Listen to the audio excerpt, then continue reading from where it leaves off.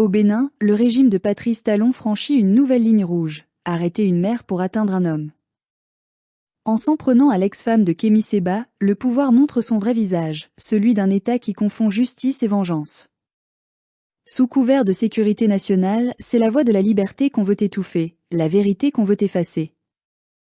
Mais chaque abus de pouvoir nourrit la révolte des peuples, et le Bénin n'échappera pas à cette loi de l'histoire. Nous vivons un temps où les voix qui osent dire non à l'injustice sont pourchassées jusque dans leur intimité. Ce 22 décembre 2025, le Bénin, berceau jadis du renouveau démocratique africain, se trouve plongé dans une dérive inquiétante. L'arrestation de l'ex-femme de Kémi Séba n'est pas un simple fait divers, mais un symbole, celui d'un pouvoir aux abois, d'un régime qui confond la justice avec la vengeance, la sécurité avec la répression, et l'autorité avec la peur. Ce qui se joue à Cotonou dépasse la personne d'un homme, fût-il célèbre ou controversé. C'est l'âme même du Bénin et de l'Afrique qu'on tente d'éteindre à coups de menaces, de chantage et d'arrestations arbitraires. Kémi Séba n'a pas tort lorsqu'il affirme que le régime de Patrice Talon cherche à atteindre sa personne en touchant à sa famille. Depuis le coup d'État manqué du 7 décembre, on sent le pouvoir béninois nerveux, paranoïaque, agissant sous tension, comme s'il cherchait des ennemis à tout prix. Au lieu d'interroger les causes profondes du malaise social, le gouvernement a préféré frapper les symboles, surveiller les consciences, et neutraliser ce dont la simple existence rappelle qu'il y a, dans ce pays, des citoyens qui refusent de se taire. Arrêter une mère, l'interroger, la mettre en garde à vue simplement parce qu'elle a partagé la vie d'un homme qui dérange, c'est une honte, une faute morale et une trahison du droit. Mais le problème est plus large. Ce que nous voyons aujourd'hui au Bénin, c'est le même scénario que dans tant d'autres pays africains sous tutelle étrangère. À chaque fois qu'un dirigeant commence à perdre le contrôle du peuple, il se tourne vers la même logique coloniale, diaboliser les opposants, criminaliser les patriotes, instrumentaliser la police et la justice, tout en se couvrant du soutien silencieux ou complice des chancelleries occidentales. Et quand on gratte un peu, on découvre souvent les mêmes ombres derrière le rideau. Paris, ses services, ses diplomates, ses intérêts économiques. Faut-il être naïf pour croire que la police béninoise agit seule dans cette affaire? Après le coup d'État manqué du 7 décembre, tout le monde a vu la France accourir pour sauver le pouvoir de Patrice Talon. Des avions français, stationnés discrètement en Côte d'Ivoire, ont survolé le ciel béninois. Des conseillers de sécurité français ont pris place à Cotonou pour assister les forces béninoises dans la traque des mutins. Comment croire que cette même France, qui considère Kémi Séba comme l'un des symboles du panafricanisme anti-impérialiste, n'aurait pas un mot à dire dans cette chasse à l'homme? Ce serait se voiler la face. Depuis des années, Kémi Séba incarne une voix radicale, libre, intransigeante contre le néocolonialisme. Il dérange, non pas parce qu'il ment, mais parce qu'il dit la vérité que beaucoup ne veulent pas entendre. Et ce n'est pas un hasard si les régimes les plus soumis aux logiques impérialistes cherchent à le réduire au silence.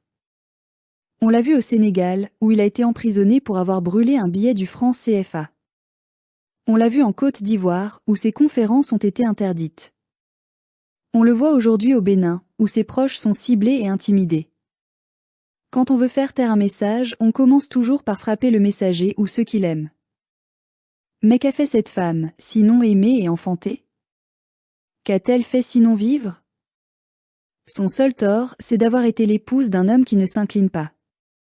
En l'arrêtant, la police béninoise a envoyé un message à tous les Africains. Si vous osez penser autrement, si vous osez dénoncer le système, nous irons jusqu'à vos familles.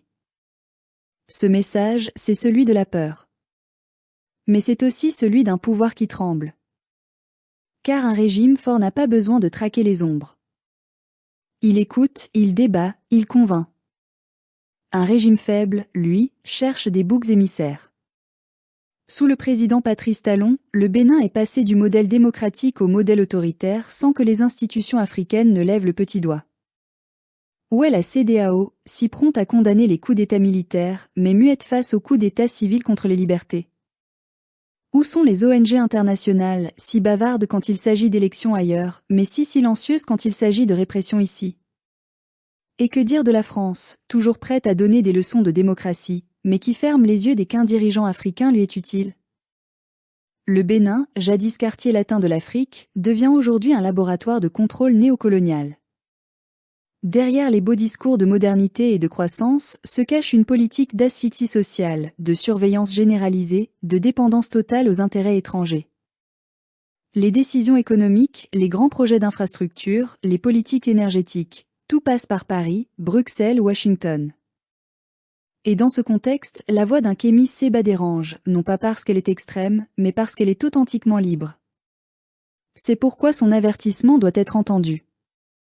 Ce qu'il dit aujourd'hui au Bénin, c'est ce que beaucoup d'Africains ressentent dans le silence. L'exaspération face à des États devenus des prisons politiques, la colère face à la trahison des élites, le dégoût face aux marionnettes locales de la France-Afrique. En poursuivant l'ex-femme de Kémy Séba, le pouvoir béninois ne fait qu'aggraver sa propre chute. Car toucher à une mère, c'est provoquer tout un peuple. Nous devons le dire sans détour, le Bénin est en train de perdre son âme. Et cette dérive ne vient pas de l'extérieur seulement, mais de l'intérieur, de cette élite économique et politique qui a vendu la souveraineté du pays pour des contrats, des privilèges, des soutiens diplomatiques. Ils ont échangé la dignité contre des promesses de stabilité. Mais à quel prix? À celui de la servitude. L'Afrique ne se libérera jamais tant que ses dirigeants continueront à servir de maîtres, leur peuple et leurs parrains étrangers. Le Bénin, comme tant d'autres, en est la preuve vivante. Derrière chaque discours sur la sécurité nationale, il y a la peur du peuple. Derrière chaque arrestation, il y a une instruction venue de l'extérieur.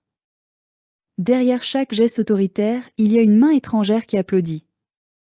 Pourtant, malgré tout, nous gardons espoir. Parce que nous savons qu'aucune oppression ne dure éternellement. Parce que nous savons que chaque acte d'injustice allume, dans le cœur du peuple, une étincelle de révolte. Et cette étincelle, un jour, deviendra feu. Kémy Séba, où qu'il soit, c'est qu'il n'est pas seul. Son combat est celui de tous ceux qui refusent de plier l'échine devant les nouveaux colonisateurs. Son courage inspire des générations entières d'Africains qui veulent redevenir maîtres de leur destin. Et cette femme, qu'ils ont humiliée, interrogée, menacée, deviendra peut-être malgré elle le symbole d'une cause plus grande, celle d'un continent qui dit non à la peur, non à la domination, non à l'injustice.